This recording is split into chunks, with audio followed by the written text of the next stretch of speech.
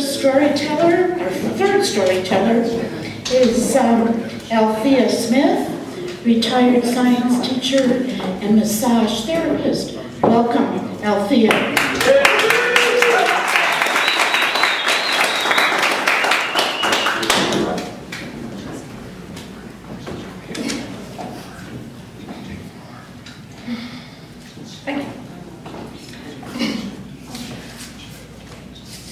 A man named Cap, not abbreviated, nor a nickname. My dad, named Cap. Celebrating Father's Day month, I'm going to dedicate this story about my dad. Respectfully known in the old neighborhood back in Detroit as Mr. Cap.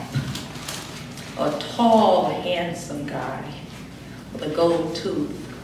And he would sometimes use his tongue, you know, to polish that tooth. And when he smiled, it's like the world smiled back at my dad. He worked for Chrysler Assembly Plant. There were 4 children. Actually, there were 5. The 5th one was a 4-legged dog. My best friend, Bullet. And Dad loved his children. He loved his family. And he was the auto chief mechanic on the block. So he always said to his children, if anyone ever offends you, let me know. Because my dad will politely say, I'm sorry, not at this time. I cannot service your automobile. So we never got a chance during the week to see much of Dad because he worked the afternoon shift. And we got home about 3 o'clock and Dad left out about 4 o'clock. But it was that quality 1-hour time we spent with Dad. He always wanted to know about the 3 R's, the reading, writing, and arithmetic. And make sure you do the right thing in school. Now my dad lived in the South and he did not complete school, but he was determined he was going to get his high school diploma. So he used us, I shouldn't say the word used us, but he instilled in us the importance of education. So when he went to work, he said to his 4 children, and including, you know, the 5th one as well, you make sure you listen to your mom and do the right thing. And we always said, okay, fine. Now I was the 3rd from the oldest. Miss T, Terry, Mary, my sister, little Riri, and Bullet. And Mom was in charge, and we had supper, we cleaned the kitchen, and we basically had about 3 hours of playtime. And there was a cardinal rule in the community, I think in the entire world basically. All the kids must be back before the street lights came on. That was the curfew. And my best friends and I, we played double dutch jump rope, and they lived quite a distance from my house. But I traveled the alleyway. I knew shortcuts. And so we're out double dutching and playing tag and chase and all the kids in this particular area. And it was a stillness. We were all quiet. And we looked up in the sky and there were no birds, the stillness. And then we all yelled, street lights! And we scattered. We went into different directions because we all knew we had to be on our front porch by the street lights for the head count. And I took off running because, you know, I knew the shortcuts. I jumped over fences and, you know, cut through someone's backyard. But I always made it on the front porch. And Mom would come out and do a head count. T, where are you? I'm right here, Mom. Mary, I'm right here. Althea, I'm right here, Mom. So we sat on the porch, and across the street there was Julie and her at least 9 or 10 siblings. And Julie had the largest mouth in the world. And she liked to throw out insults. And I believe Julie invented, your mama's so ugly. So it was one night, we're sitting on the porch, and Julie said, hey Al, your mama is so ugly. I always thought that animal on the leash was your mama. I And I said, no, she didn't. No, she didn't call my mama a dog. So I turned and I looked back, and my mom was in the front room just laughing. She says, okay, Althea, come back on her. Come back on her. So I said, Julie, your mama is so ugly. Sundays at church, there was always a seat reserved, and it said, seat reserved for the ugly mama. And this seat was always in the back, down the hall, out the back door, down the alley. And see, back in the day, we had a junk man who had a horse pulled junk wagon. And every once in a while, you know, the horse would lose his, you know, poo-poo. And we had to shovel the horse manure, you know, pile it up, you know, used as fertilizer in the back, in the gardens. So Julie's mama had her seat on the pile of horse manure. And I said, Julie, your mother was so ugly that she blended in with the horse manure. And when she laughed, flies flew out of her mouth. So we went back, and this was just about every night insulting each other's mothers. Now on weekends, Dad did not work Saturdays or Sundays, and Saturdays were busy days for us. We had to do the general house cleaning, wash clothes, you know, hang clothes on the clothesline. Went to the library. We had to get a stack of books because Saturday evenings was family time, and also reading books to Dad. And sometimes on Saturdays we had the insurance man. Back in the day, there were nickel and dime insurance policies. And the insurance man came by, and we had insurance for the dime insurance were for the life insurance, the death insurance. And the nickel insurance for the children, we had polio insurance, and we had tuberculosis insurance. And he came by maybe twice a month. And just on an aside, this particular insurance company about 20 years ago was a class action lawsuit against this insurance company. And so Dad about 20 years ago gave all of his 4 children a stack of their insurance policies, and I had a stack about this high. And I said, oh, this is going to be my retirement money, because I just knew after all the nickels and dimes over the many years, I don't think I got $5, you know, so it was a class action lawsuit. And sometimes on Saturdays, the numbers man came by. And this was an illegal lottery, you know, but back in the day we called it playing the numbers, okay? So this was a typical Saturday. And Dad would always say, in the evening we would have talk time. So if anyone ever offends you, you need to talk about something, this is the time we're going to talk. So I recall this one time I was walking through the alley with a bullet. And now our community was a melting pot, you know, culturally, you know, diverse. But one little pocket, I don't think this family was ready for diversity, you know. And the girls didn't play with us, but we were okay, we were all cordial, you know, we had to be because my father was, you know, the auto mechanic of the community.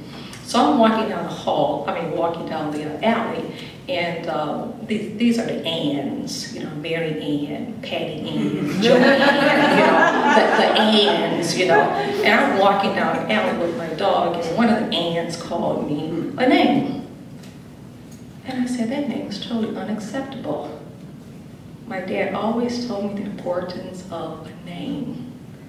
And she called me Blackie. And I said, no. Now my dad always said, bring it to the table on a Saturday, we'll talk about it. And I said, okay, I'm gonna bring it Saturday, I'm gonna fight her. You know, but I couldn't beat all of the Anns, so I needed a fight team. So I asked Julie across the street, you know, the big mouth, you know, would be part of the fight team, so she says yes. And then I asked Birdie. Now Birdie, she had an anger issue. And Birdie was very muscular. And she had muscles hanging down from her lips, okay? That's how muscular Birdie was. And, you know, she did not get along well with anyone in school because she played rough. You know, instead of tag, she'd take you and she'd throw you against the wall, she'd throw you on the sidewalk. She just didn't know how to play gentle. And but I wanted her on my fight team. And even in school, you know, when we played in the gym, you know, spiders and flies, we are the spiders. you're the flies. We're going to catch you. You just try. Now, if I were a fly and she was a spider, you know, I ran for my life because she didn't know how to tag. You know, she just knew how to throw you down on the ground.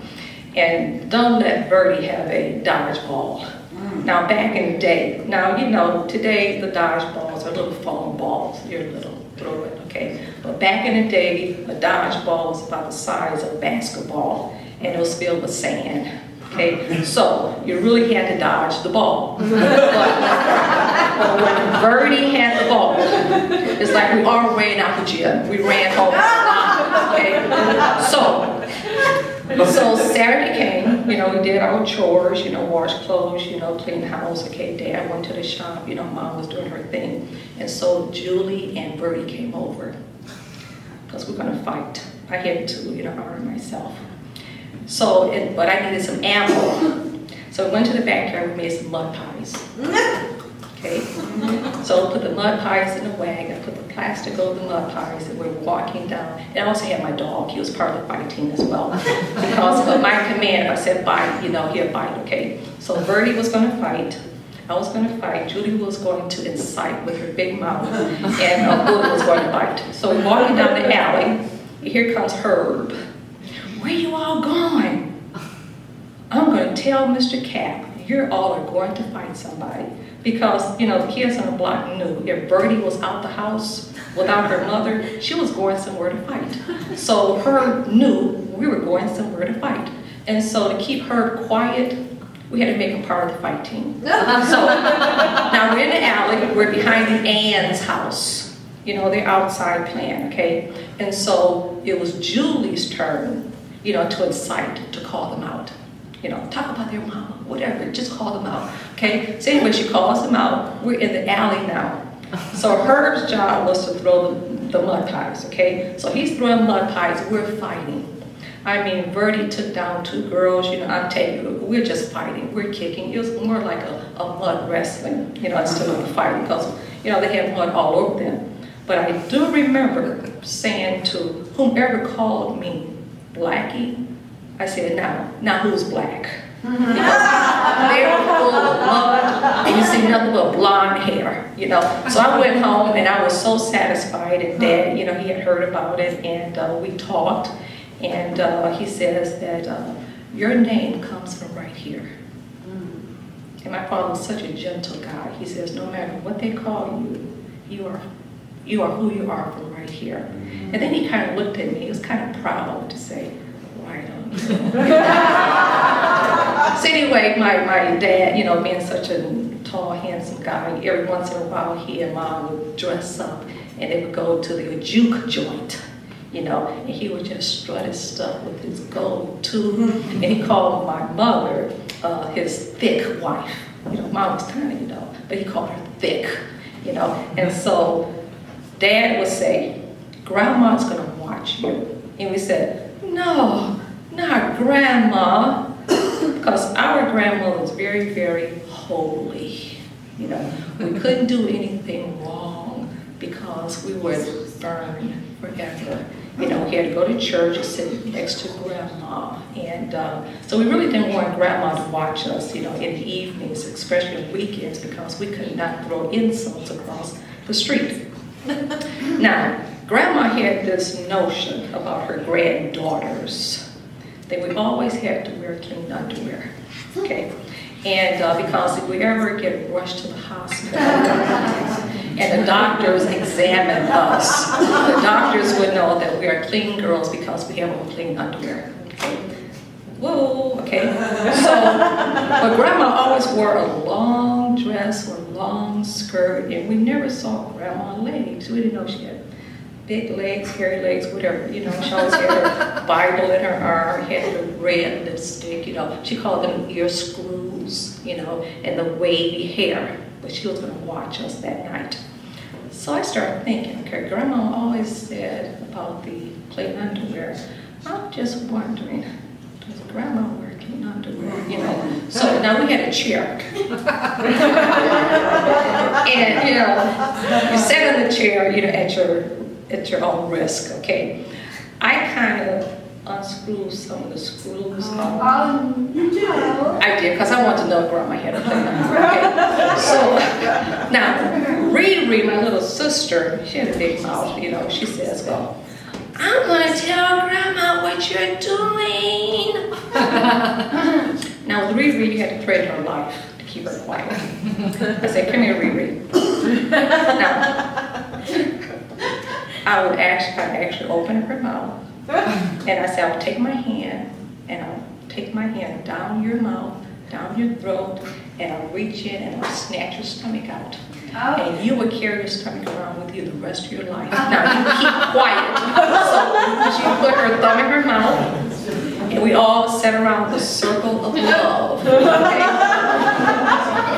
And so T says, Althea, you know you're going to get it. I said, but let's worry about that tomorrow. Right now, I want to know, does Grandma have on clean underwear? Now, because, you know, my brother, you know, he had the misfortune of falling down when I unscrewed the screws. So what happens, you fall back, and then your legs come back, you almost do a backward somersaults, okay? So that was the plan for Grandma.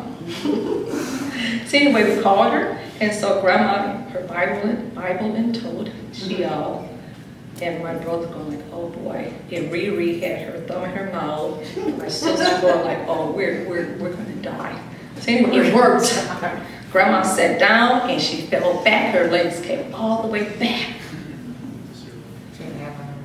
My brother, his eyes went like. My sister went like. I went like. Riri had her thumb in her mouth. We were quiet. Grandma had no underwear.